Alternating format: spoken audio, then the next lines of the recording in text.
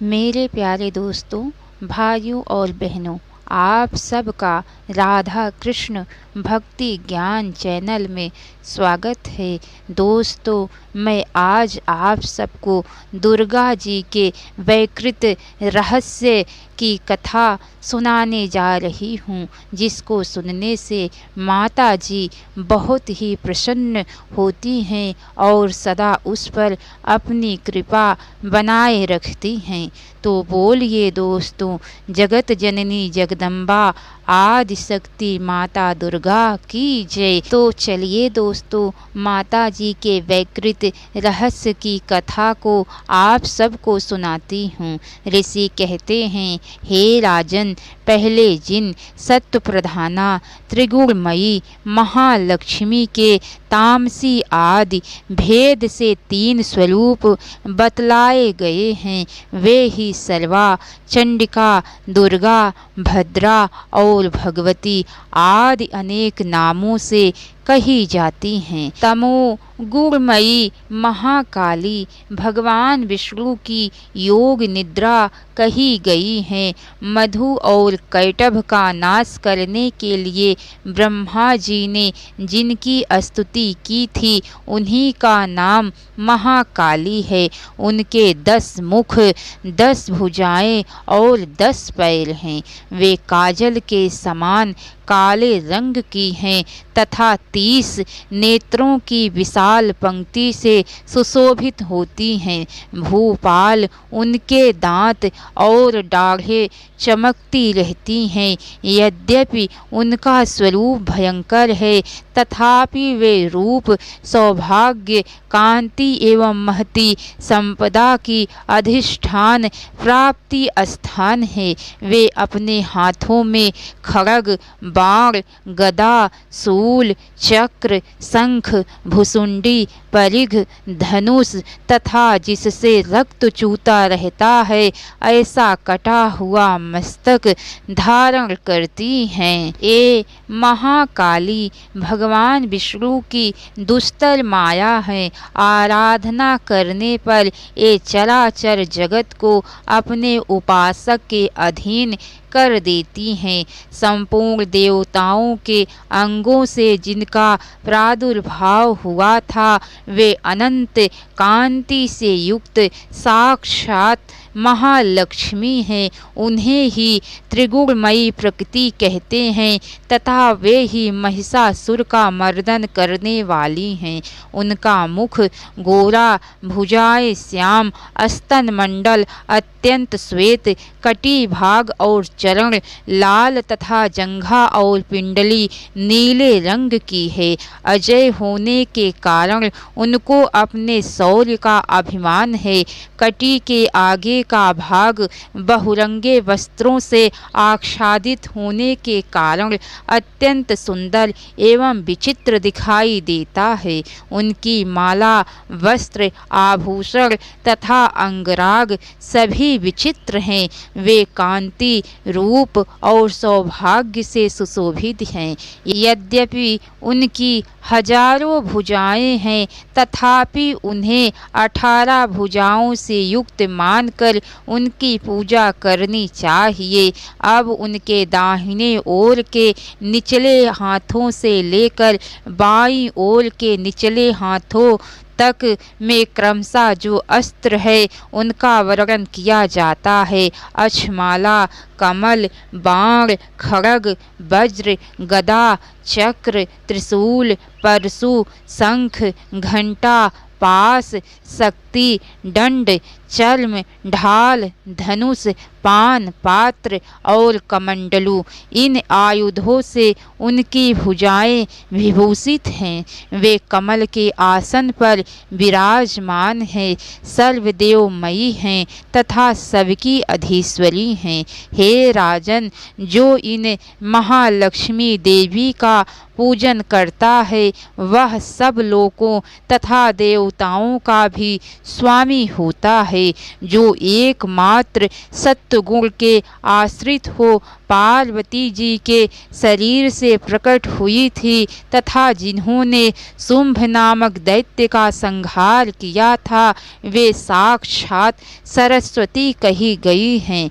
पृथ्वी पते उनके 8 भुजाएं हैं तथा वे अपने हाथों में क्रमशः बाण, मूसल, शूल, चक्र, शंख, घंटा, हल तथा धनुष धारण करती हैं। ये सरस्वती देवी जो निशुंभ का मर्दन तथा शुंभासुर का संहार करने वाली हैं, भक्ति पूर्वक पूजित होने पर सर्वज्ञाता प्रदान करती हैं। हे राजन, इस प्रकार तुमसे महाकाली आदि तीनों मूर्तियों के स्वरूप बतलाए हैं। अब जगन माता महालक्ष्मी तथा इन महाकाली आदि तीनों मूर्तियों की पृथक पृथक उपासना श्रवण करो। जब महालक्ष्मी जी की पूजा करनी हो तब उन्हें मध्य में स्थापित करके उनके दक्षिण और वाम भाग में क्रमशः महाकाली और महासरस्वती का पूजन करना चाहिए और पृष्ठ भाग में तीनों युगल देवताओं की पूजा करनी चाहिए। महालक्ष्मी के ठीक पीछे मध्य भाग में सरस्वती जी के साथ ब्रह्मा जी का पूजन करें। उनके दक्षिण भाग में गौरी के साथ रुद्र की पूजा करें तथा वाम भाग में लक्ष्मी सहित विष्णु का पूजन करें।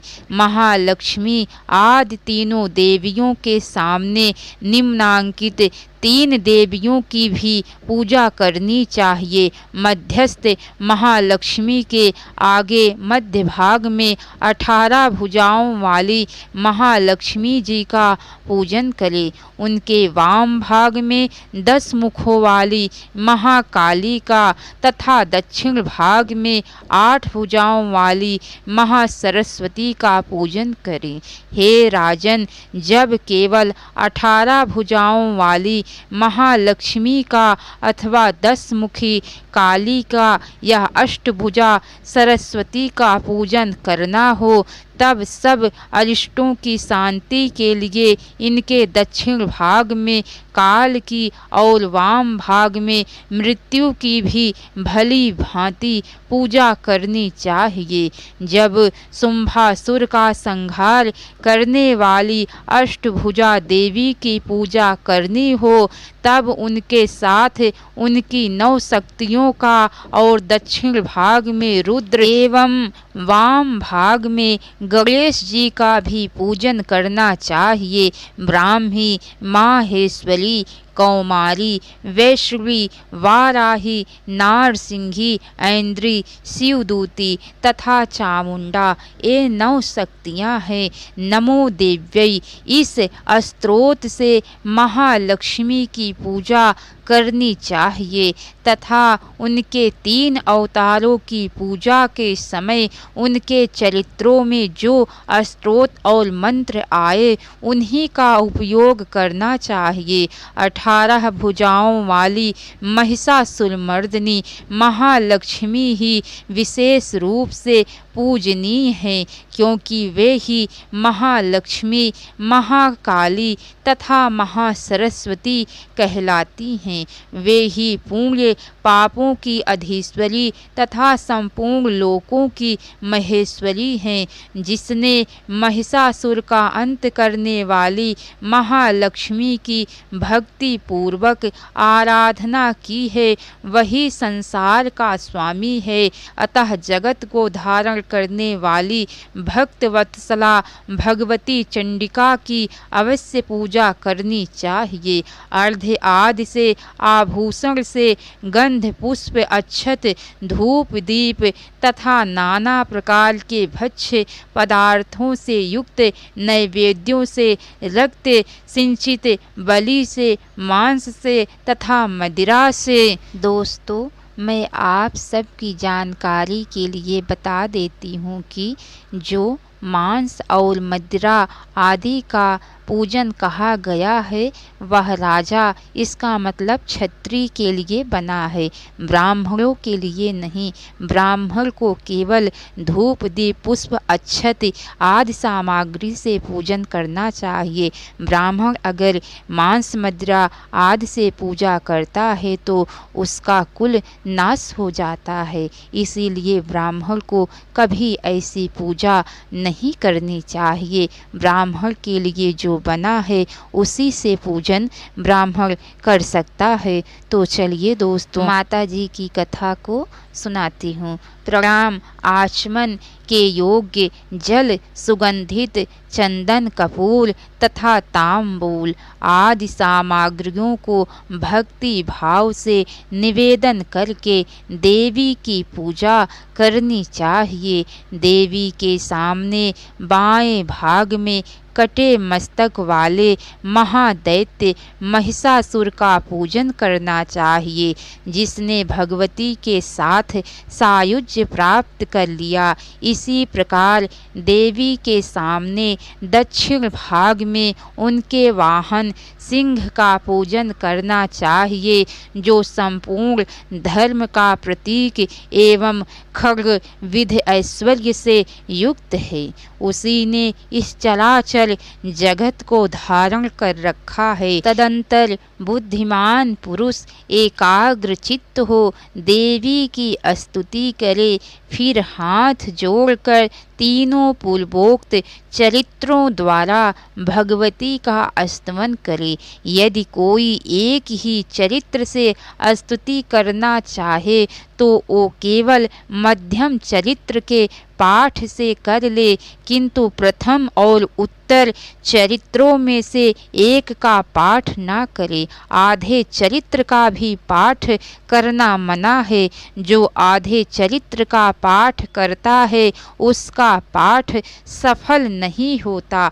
पाठ समाप्ति के बाद साधक प्रदक्षिणा और नमस्कार कर तथा आलस्य छोड़कर जगदम्बा के उद्देश्य से मस्तक पर हाथ जोड़े और उनसे बारंबार त्रुटियों या अपराधों के लिए क्षमा प्रार्थना करे। सप्तशती का प्रत्येक श्लोक मंत्र रूप है। उससे तिल और घृत मिली हुई खीर की आहुति दे अथवा सप्तशती में जो स्तोत्र आए उन्हीं के मंत्रों से चंडिका के लिए पवित्र हविष्यमान का हवन करे।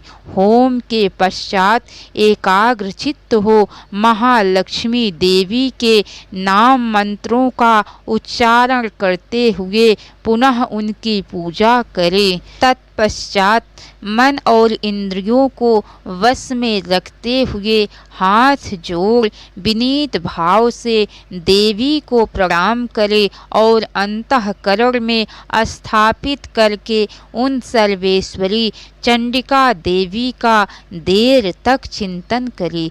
चिंतन करते करते उन्हीं में तन्मय हो जाए। इस प्रकार जो मनुष्य प्रतिदिन भक्ति पूर्वक परमेश्वरी का पूजन करता है वह मनोवांछित भोगों को भोग कर अंत में देवी का सायुज्य प्राप्त कर लेता है। जो भक्त वत्सला चंडी का प्रतिदिन पूजन नहीं करता, भगवती परमेश्वरी उनके पुंगलों को जलाकर भस्म कर देती हैं। इसीलिए हे राजन, तुम सर्वलोक महेश्वरी चंडिका का शास्त्रोक्त विधि से पूजन करो, उससे तुम्हें सुख मिलेगा। तो बोलिए दोस्तों, जगत जननी आदि शक्ति माता दुर्गा की जय। तो कैसी लगी कथा दोस्तों? लाइक करके कमेंट बॉक्स में ज़रूर बताना दोस्तों।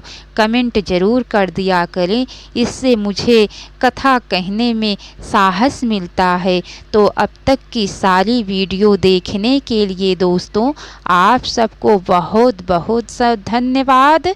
जो आप सब इतना समय निकाल कर माता जी की कथाओं को और अन्य कथाओं को भी सुनते हैं, उसके लिए भी दोस्तों आप सबको बहुत बहुत धन्यवाद। राधे राधे दोस्तों।